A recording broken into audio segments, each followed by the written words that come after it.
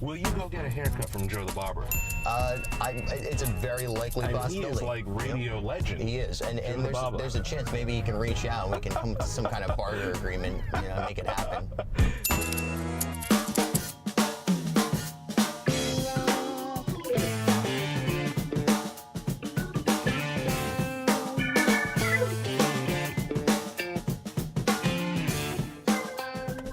Into Carpooling with Ben. The late great Mayor Cianci once said, down south they have football, up here in Rhode Island we have politics. And as we're coming into an election season, and no, don't worry, this isn't going to be a whole politically based episode, I do want to highlight, though, my guest today for launching and doing a really great job with his newest venture, where he's got a podcast called Bartholomewtown. And of the Bartholomewtown podcast, Mr. Bill Bartholomew, hey, sir.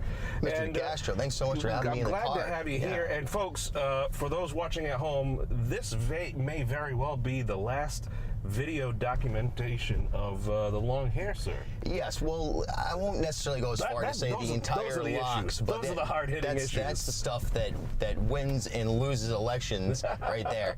But yeah, I don't know if it'll be entirely chopped. It's been in this format for a good 5, 6, 7, 8 years now. It's been long. Good. Well, thanks. I appreciate it. I'm just ready for maybe slightly different direction, get a little creative. We'll see what happens. An extra 20 minutes of free time in the morning. Something like that. Styling and profiling there. But you started this podcast within the last year, correct? Yeah, I launched the podcast on March 20th. The concept had been floating around for a while. First of all, to do something, whether it's a podcast or radio show or something of this nature, to kind of explore that area of creativity, something I was feeling excited about. Sure. The podcast specifically came to fruition earlier this year when I basically was forced to start doing something to not go crazy in the wintertime. Okay. And I saw an opportunity to discuss not only music and arts, but also media and politics, the way that talk radio or some of the other outlets around here and in general do. And I thought that the podcast would be sort of uniquely positioned to give candidates or office holders an opportunity to sort of vent or show their entire sense of who they are, if you will. So, and yeah, that was the idea, and it has been a venture for sure. It's taken a lot of time, and I'm very excited about it. So I fill in on talk radio, yes, and that's a very structured format. It's only a certain amount of hours a day, whether you're a full-time host or a fill-in like myself. But it's only certain hours. You have to when you're live, you're live. There's really no flexibility outside of those 3 hours, and even within that, there's restriction. You're up against. You're always up against the clock, whether it be commercials or news or traffic, whatever. You've got a long-form production here where you can go a little deeper, go a little further. You're not necessarily bound by the parameters of the clock, and I imagine that helps to make it a little easier for scheduling as well, and just land it, because you've had a number of the candidates that are running right now. You've had a number of them on. I have, right. So for Rhode Island. In Rhode Island, yes. So some of the guests include, go ahead. Well, he's no longer a candidate, but we did have former governor and former Senator Lincoln Chafee on the program. Yep. That was quite an interesting conversation, and one of the only places that Governor Chafee kind of expanded on some of his positions and as to why he was even considering a run for Senate at that point. And then in the gubernatorial race, we've had Giovanni Ferrosci. I traveled to Joe Trillo's television studio in his Warwick campaign headquarters. I was led to the bunker. That's it. The guards. The Situation Room of Warwick. The Situation Room. It was something else, and a marvelous display of humanity nonetheless. And I really enjoyed that experience also, being brought into the world of a man who has essentially created his own universe, and his own ability to communicate with people, whether you agree or disagree with his message. He's designed that. We've had Kobe Dennis, mayoral candidate Kobe Dennis on the program from Providence, challenging Mayor Elorza in a Democratic primary for mayor. And he brought some interesting positions to the table, specifically to do with really community-driven, let's say, neighborhood. Let's just throw out the word community. He went all the way down to the neighborhood level and really connecting neighborhoods in Providence, something he doesn't believe is happening right now under the Elorza administration. So it was an interesting voice to have on the show, for sure. So you've had a wide range of candidates, more candidates to come. Obviously, the invitation, if people want to get in touch, if you're a campaign worker and you think your candidate should be on Bartholomewtown, please reach out to him. Just click the link in the description. How has the conversation been? I mean, it's interesting, and I hope folks will go back and listen to the discussion with Lincoln Chafee, because his mindset, that discussion may have also offered some insight, hindsight's 2020, but some insight as to his decision not to run or to kind of scale it back. How has the conversation just been overall? In general, it's been relaxed, and that's been the type of tone that I've tried to set forth. Professional, but also relaxed, and we conduct most of these interviews, with a few exceptions, have been conducted at our Providence loft studio, including your interview when you came out. And we've actually moved now from the time you were on the show to out into our main space, so the interviews are in a larger loft area. There's instruments around, and it sets. I think I'm really motivated by genuine curiosity, and I try to be. I try to convey that I'm passionate about the questions I'm asking and the conversation we're having, and I'm not just trying to create a gotcha answer. I'm not editing down sound bites or anything like that. And once that tone, once that trust factor in the moment is created, I think you're getting some interesting dialogue from all kinds of people. You're really able to hear perspective.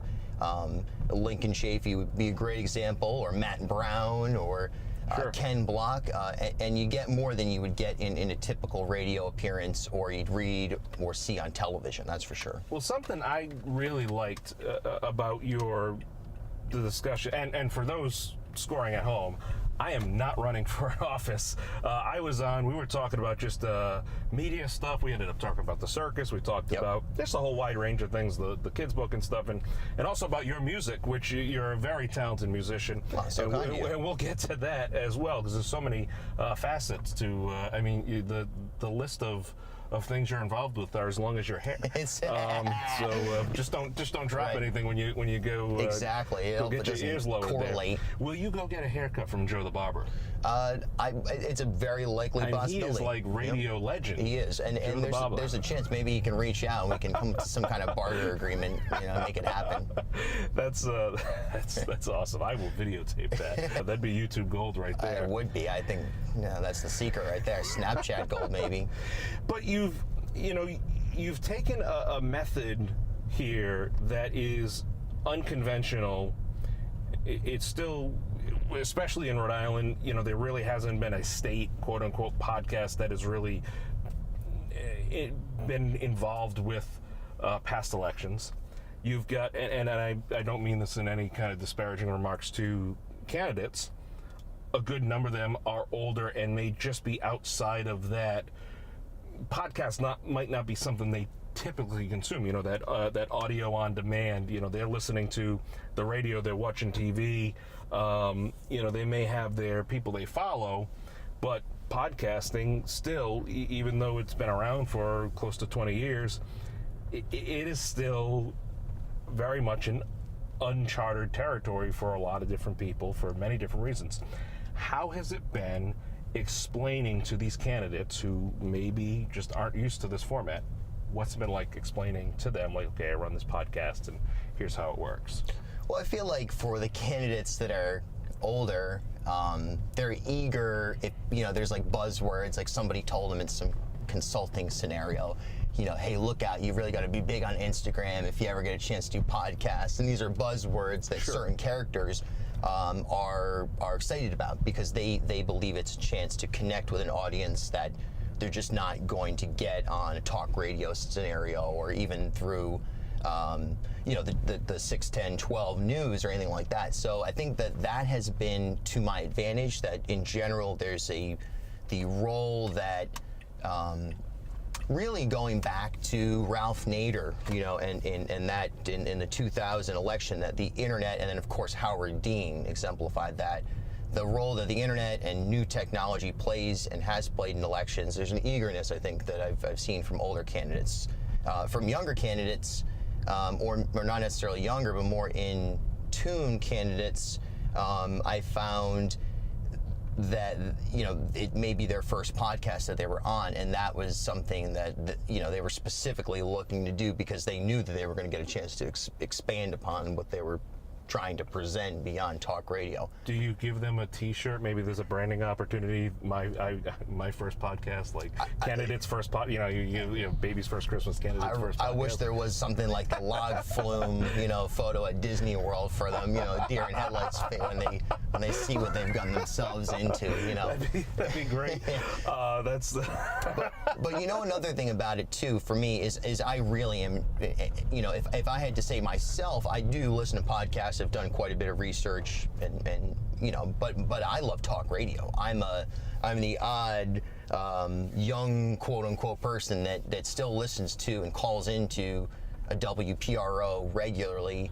And through my time in Brooklyn and New York City, I listen to a ton of New York AM talk radio. So I think that that's a familiarity that in tone, at least, that maybe some candidates or some leaders or whomever, maybe other media personalities, are comfortable coming onto the podcast because it's not shock jock. There's no surprises. It basically is long form talk radio in a way. Yeah. Folks, find the links. Go check out the podcast. If you are into politics in Rhode Island, or you just want to learn more about the candidates in a different format. It's so much more than a 30 or 60-second commercial or an interview you'll see on TV or radio. This truly is a great opportunity to learn more from a different perspective. Let's talk about your music for a second, because Awesome.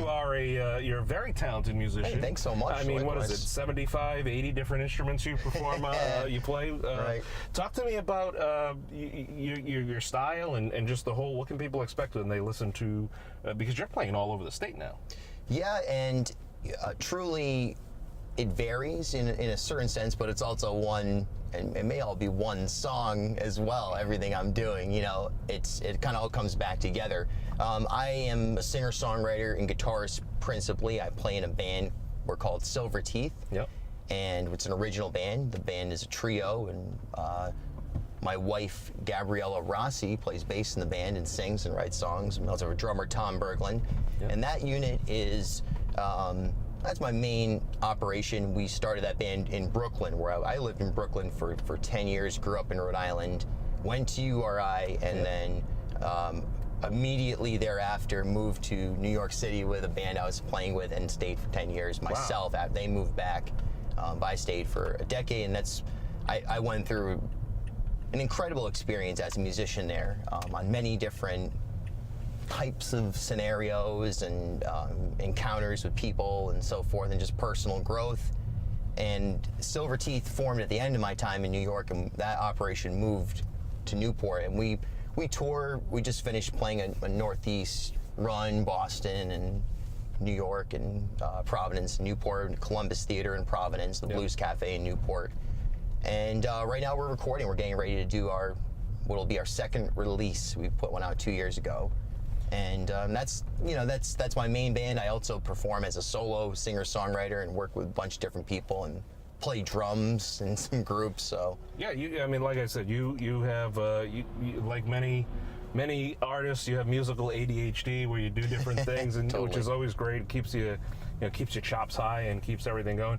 You have interviewed some musicians on the podcast, and are you looking after the political season to get more back towards the music side of things, as well as still some general? It's year round. I mean, even though there's if there's no election, there's still a lot to talk about for sure. But I definitely understand what you're saying. Yeah, I would like to. Part of it is that at this point the podcast is I'm funding it myself. I'm booking it. I'm editing. My computer doing the grind, crashes. Baby. The whole thing.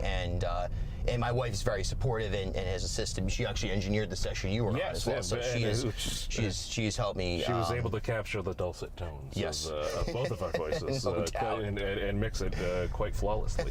No doubt. But that does limit me, and I'm truly trying to figure out what the next step is for how it can expand it. And it's not so much monetize. I mean, obviously that's the goal as of an artist. You're nuts if you're lying if you say you're not trying to at some level monetize the work you're doing, and unless you just don't need it for some reason. But if you're being realistic, yeah, I'm trying to do that, and I think music would play a huge part in that. I am a person I grew up in Charlestown, out in the woods, didn't have cable television. I wasn't really allowed to buy records that had the parental warning on it. Couldn't listen to. You had to buy the Walmart version with the clean lyrics. Absolutely, or tape. What I would do is tape it off the radio. I would just make cassette tapes of what I wanted. But I grew up out in the woods. I mean, I wasn't. This wasn't my side of the mountain here. I wasn't making acorn pancakes. But nonetheless, for me, a big portal to reality, I believe, was the Providence Phoenix, and going and getting the Phoenix on Thursdays and picking it up and smelling that newsprint and reading Ian Donnis or Jim Terracani, and looking at the music listings on the back, Lupo's shows and everything, and it all bleeds together for me. I believe we're all fighting the good fight. That's something that's why the podcast is, to me, not so all over the place in interviewing musicians, politicians, media personalities. I think we're all kind of in this together. Most people are genuine, hardworking people, really trying to do what they believe is right for humankind and for the world, and that's the commonality. So I'd like to just interview more people in that general bracket.